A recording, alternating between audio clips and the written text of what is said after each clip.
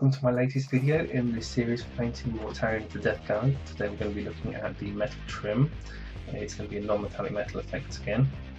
You can also see the paints on the screen.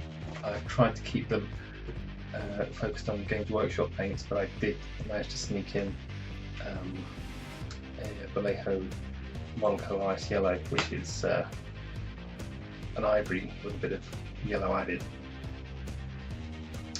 The paints will be in the description as well in case you missed that. So on the screen there you can see the shoulder pads that I'd already started working on for Mortarion, and also here's one of the legs. You can see the non-metallic metal on the trim around the armour.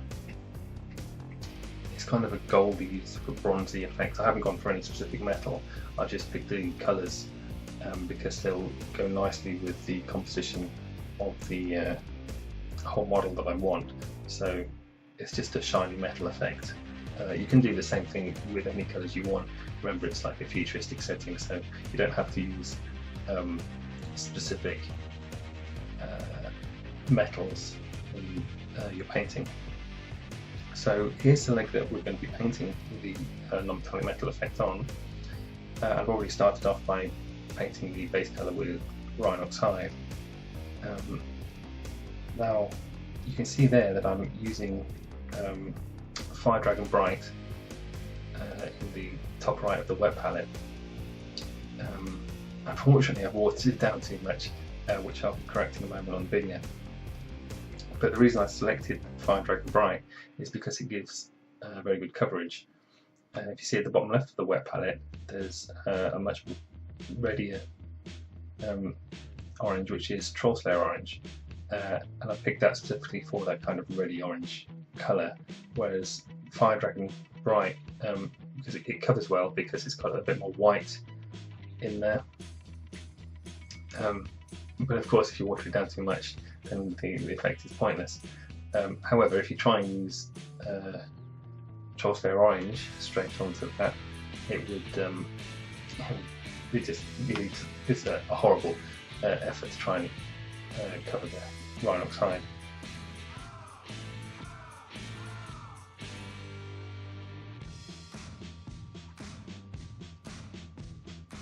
So at the moment you can see that I'm adding some more Firedragon Bright straight from the pot to thicken it up.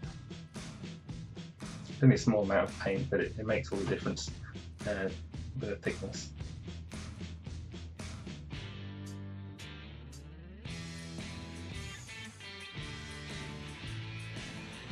So there you can see the brush marks are instantly much more visible. And what we're doing is we're using the Firedragon Bright just to mark out roughly where some of the reflections are going to be going. It doesn't have to be very neat, because all these colours that you see on the palette are going to be blended into it later on, so there's going to be lots and lots of layers. Also, as we go on, I may add some more reflections and tweak them and things as I decide to try and make it more interesting. One issue that I will have that isn't going to be covered in this video too much, but when you paint non-metallic metals you have to obviously reflect the surroundings to get a realistic reflective effect. But the problem is with Mortarion is that he wears a cloak on top of his armour, and this cloak will hide a lot of the light hitting it, so actually there wouldn't be that many reflections. But because I'm painting sub-assemblies, it's quite hard to work all these things out. So what I'm doing is painting it as if he's not wearing a cloak.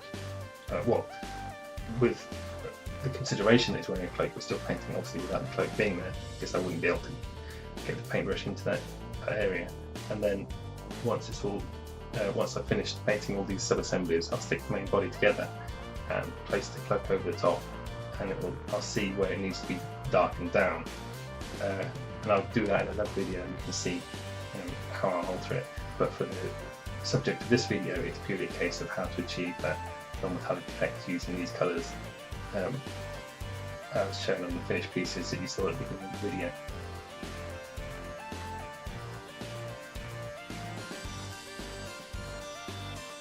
So you can see I've focused on the lower central area of the thigh for the main highlight area, and that's based purely on how the leg rests on the model. It's the most prominent area and so will attract the most light based on the light direction that I've selected for the model.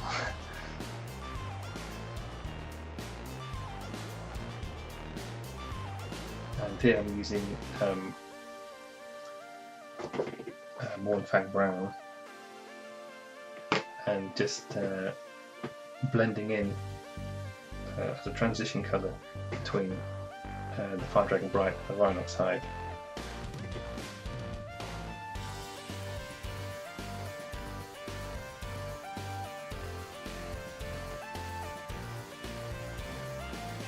So there I've just added a reflection on the large dot on the trim, and also painting this raised edge along that section. Below that metal round dot, I'm also painting a reflection underneath it, and again the small ones. In fact, we'll do that for all of the rivets, I guess they are. Just to add a bit more interest, the thing with the reflections that you put on for a non-metallic effect is they can be quite random, because if you look at a metallic object in real life and tilt it slightly, all the reflections change all the time. So you don't have to be specifically accurate to reflect things around you, but you do. It helps if you give a rough estimation of the objects that would be reflected on the armour.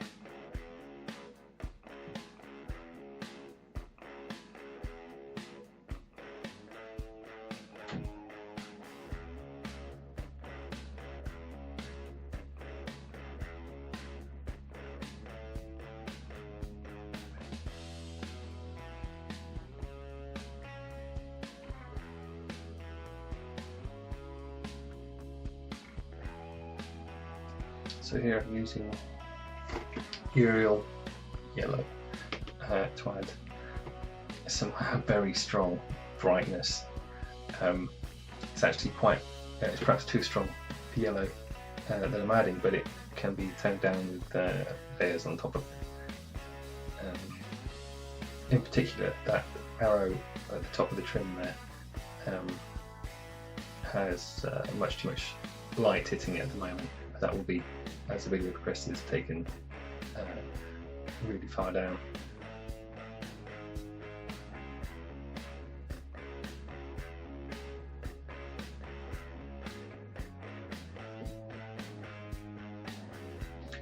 Now I'm painting this from some strange angles so that I can get the just for ease of painting, but you have to be aware when you're painting non-metallic metal that it has to look right from the angles that you will see on the model.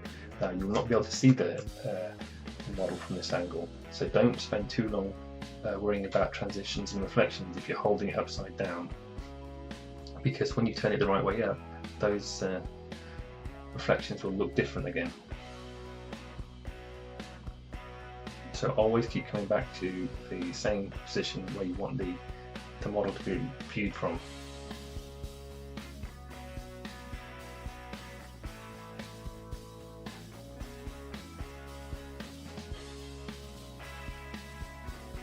So here I'm stretching out some of these reflective bands now to give a larger band of light hitting it. As I said, I've made the arrow at the top there too bright, but that's something that I discovered as I'm painting it and going and progress with the piece. So here's the false layer orange.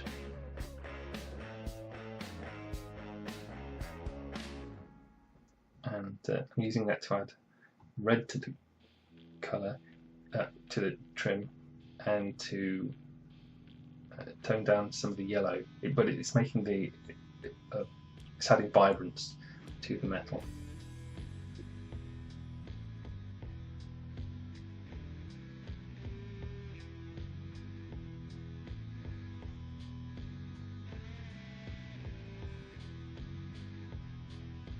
You can see these two little sections that I'm painting here. Those are actually the side pieces of the trim that go in towards the armour. They're not the flat surface on top, and that's purely based on the light coming down to hit them. So here I'm using the ice yellow and putting it, which would be the points for the final highlights. And these are obviously very, very bright. And these will have to be again blended in and softened.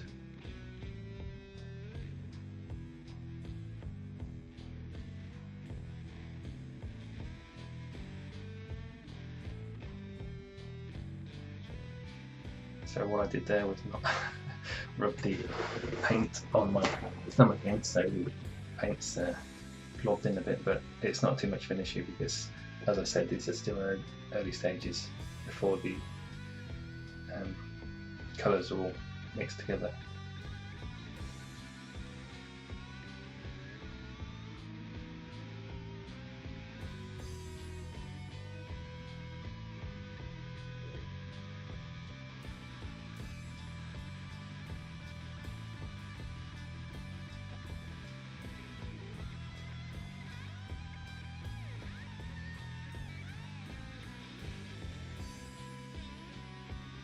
One thing you might not have noticed was that when I used the ice yellow before, I hadn't washed off the brush, and I'd used some of the other colours, and if you actually look, now that I'm using pure ice yellow, it's brighter again.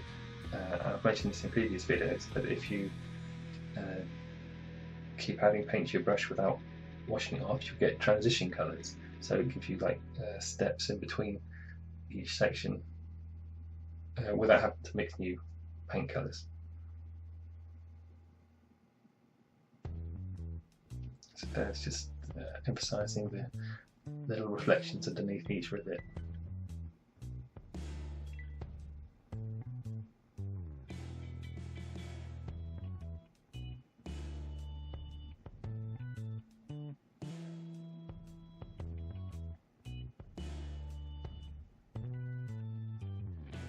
The idea is to pick out the rivets that are in the dark section with the ice white because they're more prominent, so the light is more likely to catch them, and it helps to emphasise that fact that it's a shiny object with light catching on prominent or sharp edges.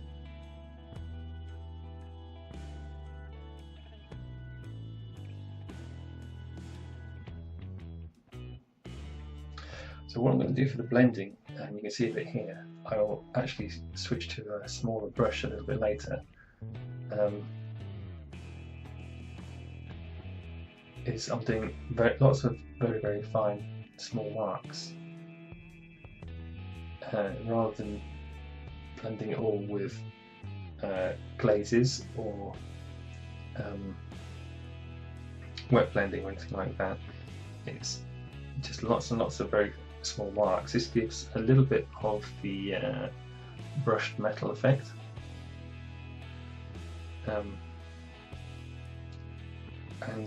It's kind of an interesting way to paint as well, with lots of small marks.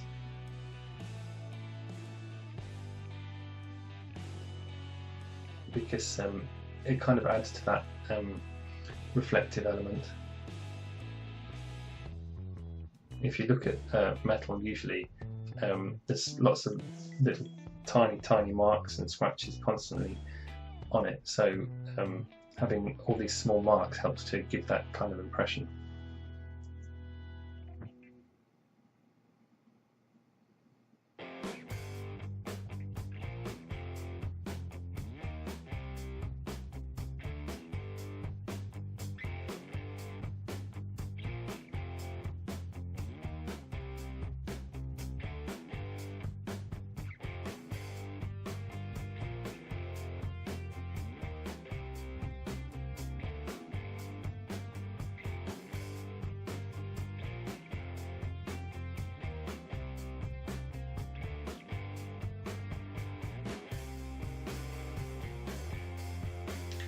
what you're going to find a lot with the video with this blending is I keep going backwards and forwards between the colours quite a lot as I stretch out some of the light bands and then shrink them down again.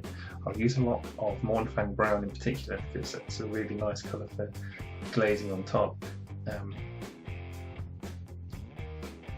What you may have noticed a few moments ago was I watered down the Mournfang. Mournfang is another colour that doesn't have fantastic coverage, but it does make nice glazes. And even though the paint's still reasonably thick there, it's obviously not to glazing standards. If you just wipe the paint off the brush using a fairly watered down Mournfang brown, say 2:1 parts paint to water to paint, it'll still work almost as a glaze because you've such a small amount of paint on the brush. You rub it on your finger a few times, you can see the kind of marks it's going to make, and because you're painting on top of some quite dark areas or just on little transition sections, it'll work like a glaze, and it's a lot quicker as well because you're still making stronger marks. Because the glazes can take tens of layers before you start to see noticeable effects.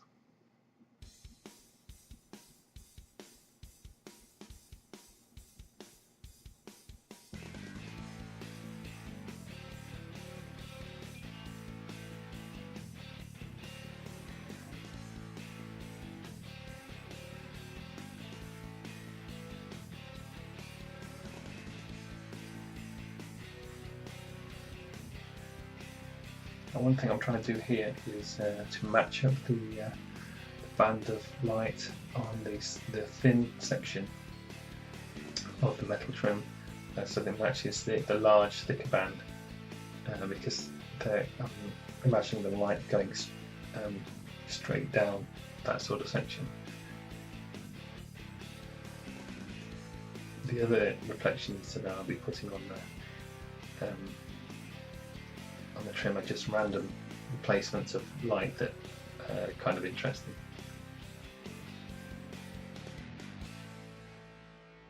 So it could be saying catching his arm, or something that's flying above him, or a wing, or anything.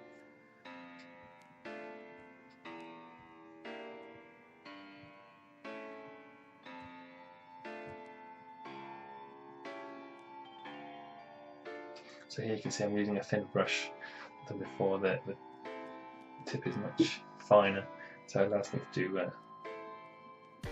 those lots more of those little fine marks I was talking about.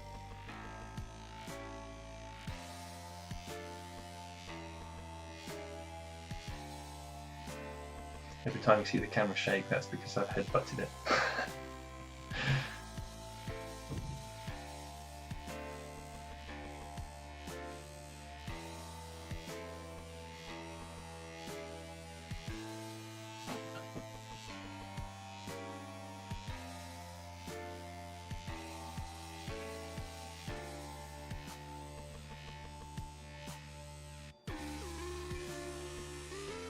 See, I'm still working on these transitions with just lots and lots of small marks, but I haven't used any glazing with the my well palette like I usually do. It's purely lots and lots of marks that are built up.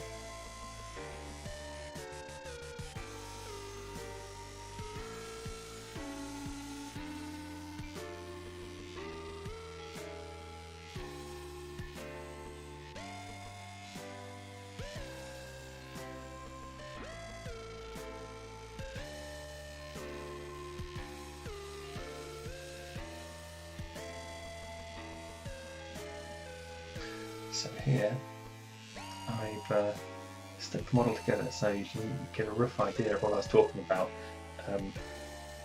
It's important to do this every now and then while you're painting, if you're painting sub-assemblies, to kind of hold the model together and see how the light will affect it. And that's when I noticed that the arrow is way too heavily highlighted. You can also notice near the kneecap that I added another reflection point, which is firstly a reflection of the cloak, but it's going to be quite a small reflection, and it also kind of fills in the area more. It matches the reflection underneath the rivet that I'm just painting, expanding on the area there a bit as well. So it keeps things consistent across the thigh.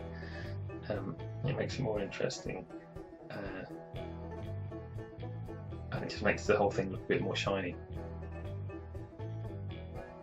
And part of the reason for that is because it's right next to the dark area and shadow of the angle of the trim that's going in towards the thigh. So you see it's dark Rhinox hide against the light reflection, and if you look all over on the metal trim, there is reflections, highlight points next to dark areas, and that's one thing that makes non-metallic metal work really well. It's quite important to do, is to have dark areas next to light areas, because that high contrast, that tonal contrast, makes it look like light is catching the model.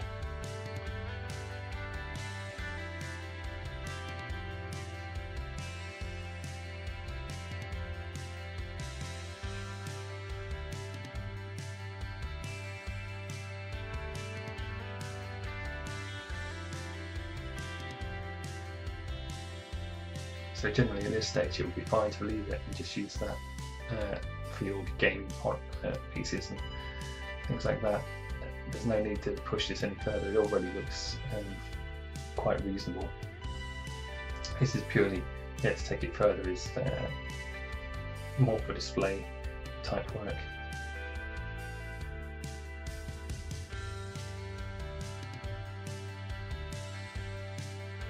So what I'm doing there is just adding a slight reflection, because with metal what happens is, obviously if there's a reflection then light can still reflect off of that reflection, and light bounces all around, and because there's a light point there in that corner, that would then reflect on that dark section as well. It does take away a little bit from the light against dark, the contrast thing that I was talking about a moment ago, but there's still enough of that on the thigh section. And also if you look at the rivet right next to that corner, that still is right next, it has the dark section next to this light, so it still allows that to work.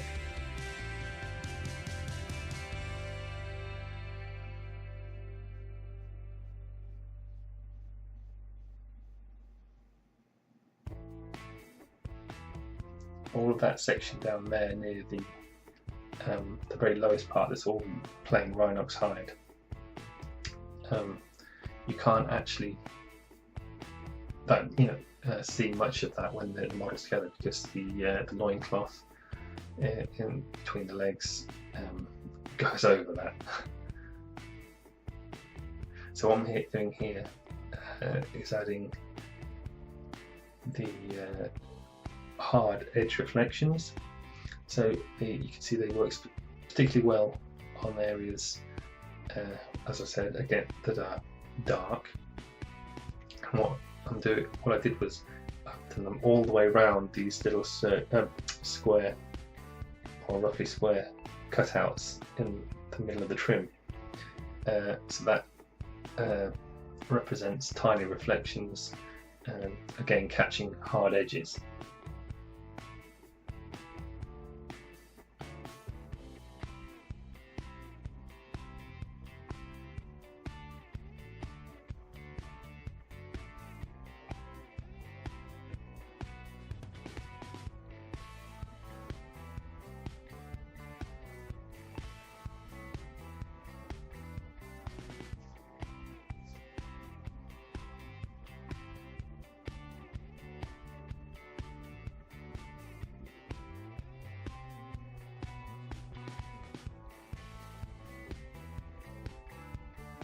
Now, I mentioned before that I'm using the Masterson's wet palette, Here you can see one of the negatives is that it does dry out quicker than a standard homemade wet palette. Excuse me. So if you're in a particularly dry country, it's probably not going to be a suitable palette for you. But it still obviously lasts longer than putting the paint onto a ceramic tile or something like that, because that would dry out very quickly. So here I'm just putting some little dots, which are just hard reflective points and light spots and things. However, I don't actually like how it looked on the middle of the trim on the thigh, so I will remove that as I go along. But here you can see as well that I'm re-emphasising the little reflection points underneath the rivets. It's a case of you constantly have to reapply things and tweak them as you go along, because as you alter other things, extend the light bit transitions and then take them back again using the Mournfang paint to shrink them down, soften the edges and things, you tend to keep catching these little details that you painted on.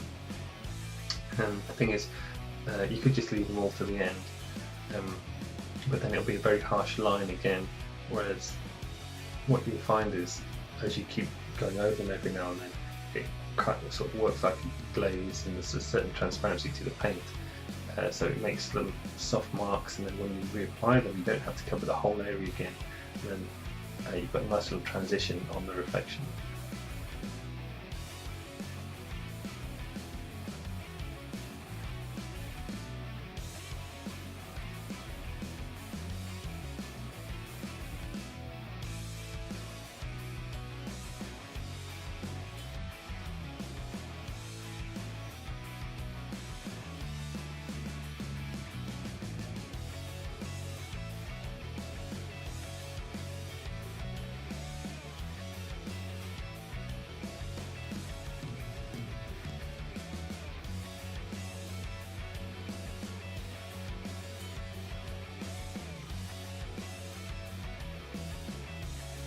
Okay, I'm using Mournfang brown now to pull some of these reflections down a bit.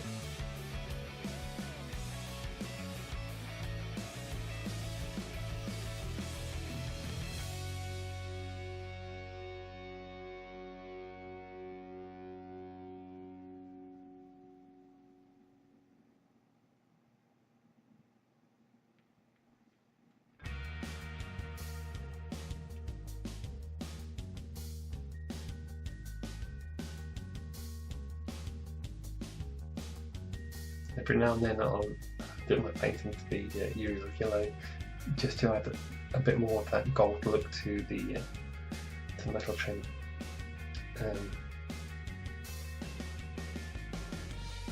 Really, I suppose I could use, instead of a straight yellow, add a little bit of orange to it, because I don't like the pure yellow on there, but having painting the colours on top of the yellow still has the same effect. And also, to a certain extent, the Mournfang brown, when you glaze that over the top, does add a little bit of yellow warmth.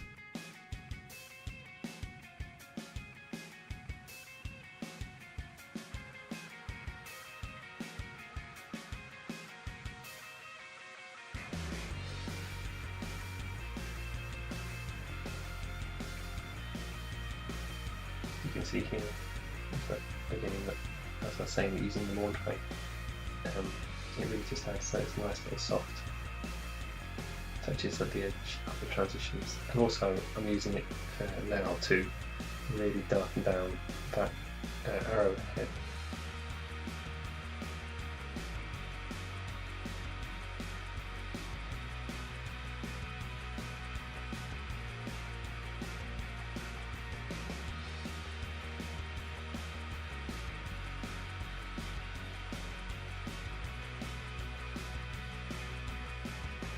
You have to be a little bit careful with adding the yellow, because it's not a yellow light on the model. If you look at the other painting that I've done on it, the green Armour, there's no yellow in that there I've used a shafty bone, which is quite ivory. So if I put too much strong yellow in the metal trim, then it gives an unrealistic lighting effect for the overall piece of the model. So I'm trying to add it as a colour to the metal rather than as a light. The ice yellow is really the light point, the proper light hitting the metal.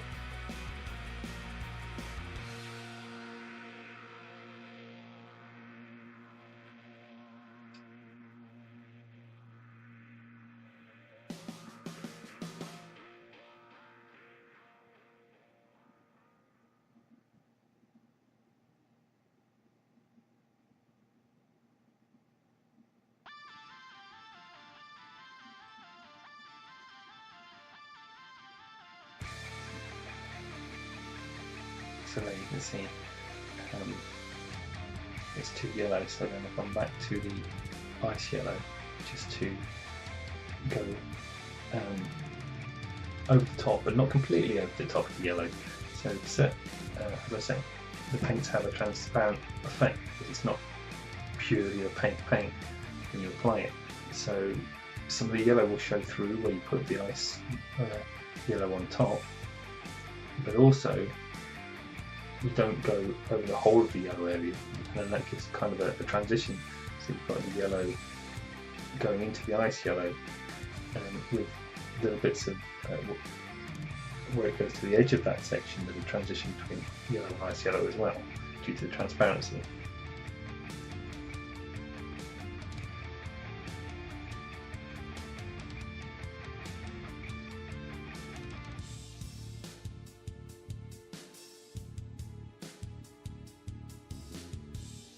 So here I am just using the Firedragon Bright just to add those few reflections under the rivets there.